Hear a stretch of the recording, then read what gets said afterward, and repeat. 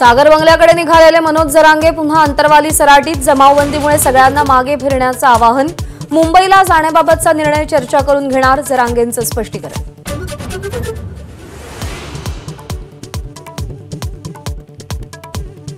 छत्रपती संभाजीनगर, जालना आणि बीडमध्ये इंटरनेट बंदी। संभाजीनगरच्या सर्व आगारातील एसटी सेवा ही तात्पुरती बंद।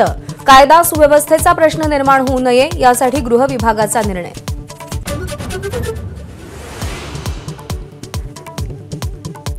फडणवीसांनी लोकांच्या सहनशीलतेचा अंत पाहू नये। आजच्या आज सगळ्या सोयऱ्यांची अंमलबजावणी करावी, मनोज जरांगेंची मागणी।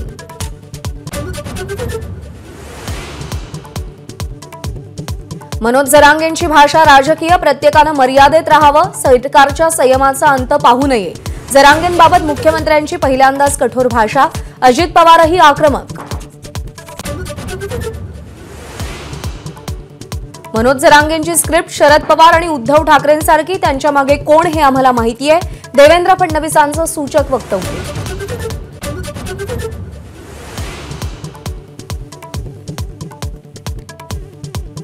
आजपासून राज्य विधिमंडळाचं अर्थसंकल्पीय अधिवेशन। उद्या अर्थमंत्री अजित पवार अंतरिम अर्थसंकल्प मांडणार।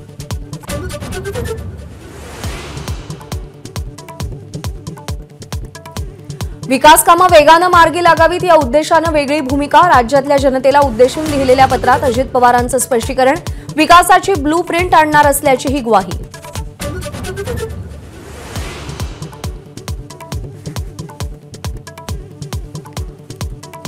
पणन कायद्यातील दुरुस्तीविरोधात आज एक दिवस बाजार समित्या बंद राहणार, तर पुणे आणि नाशिकच्या बाजार समित्यांमध्ये शुकशुकाट।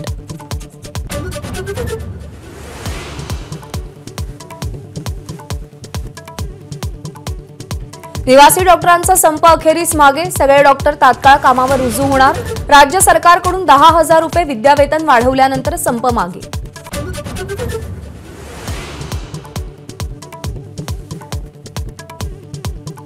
राज्यातील अंगणवाडी कर्मचाऱ्यांना ग्रॅच्युइटी लागू होईपर्यंत एकरकमी लाभ मिळणार। मंत्रिमंडळाच्या बैठकीत निर्णय।